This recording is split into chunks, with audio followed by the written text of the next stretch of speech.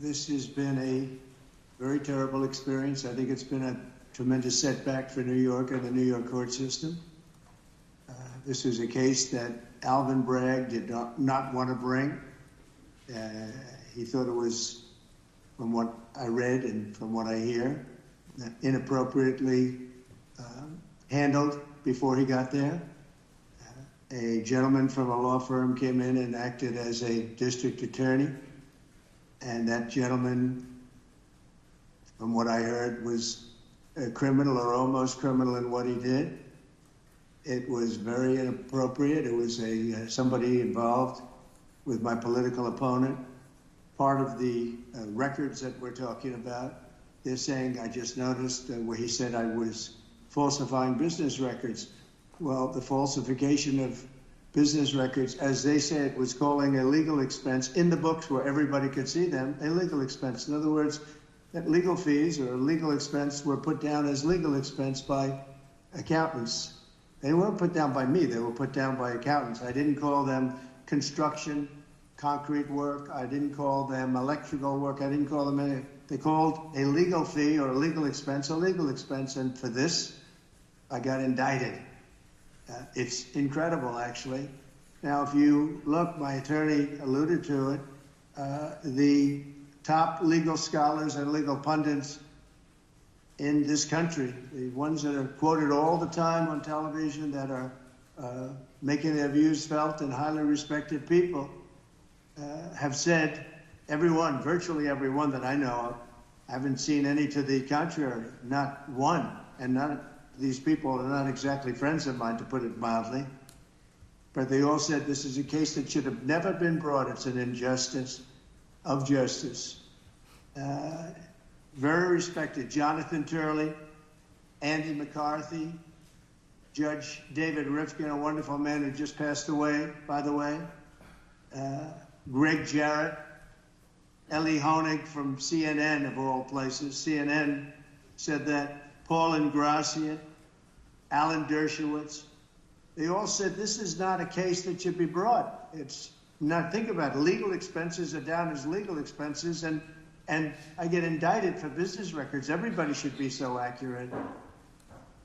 It's been a political witch hunt. It was done to damage my reputation so that I'd lose the election, and obviously that didn't work. And the people of our country got to see this firsthand because they watched the case in your courtroom.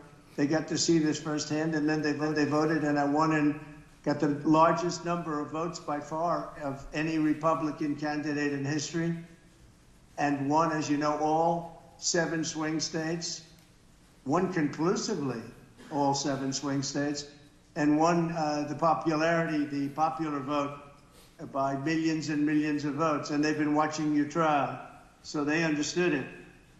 I wasn't allowed to use the lawyer-client privilege or the reliance on counsel. I had a lawyer that made this deal, and he admitted that.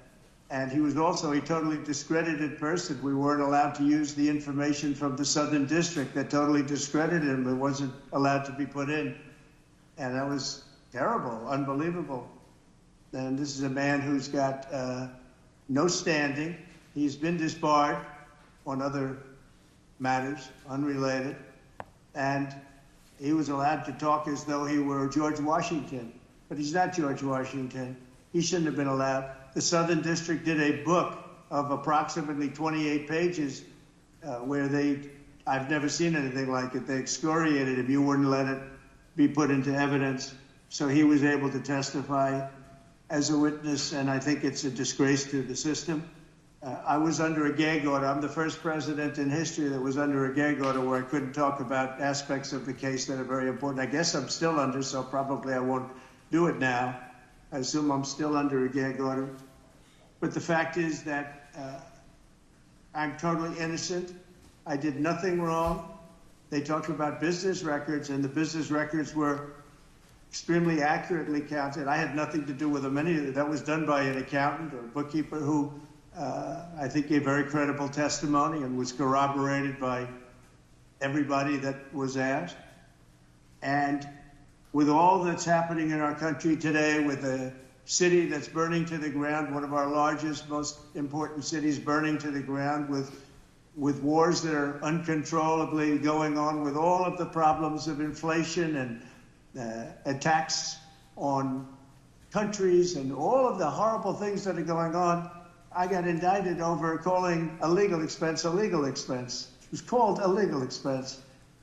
I just want to say I think it's an embarrassment to New York, and New York has a lot of problems, but this is a great embarrassment. I believe that this and other cases that were brought, as you know, the DOJ is very much involved in this case. It's because that's the political opponent they're talking about.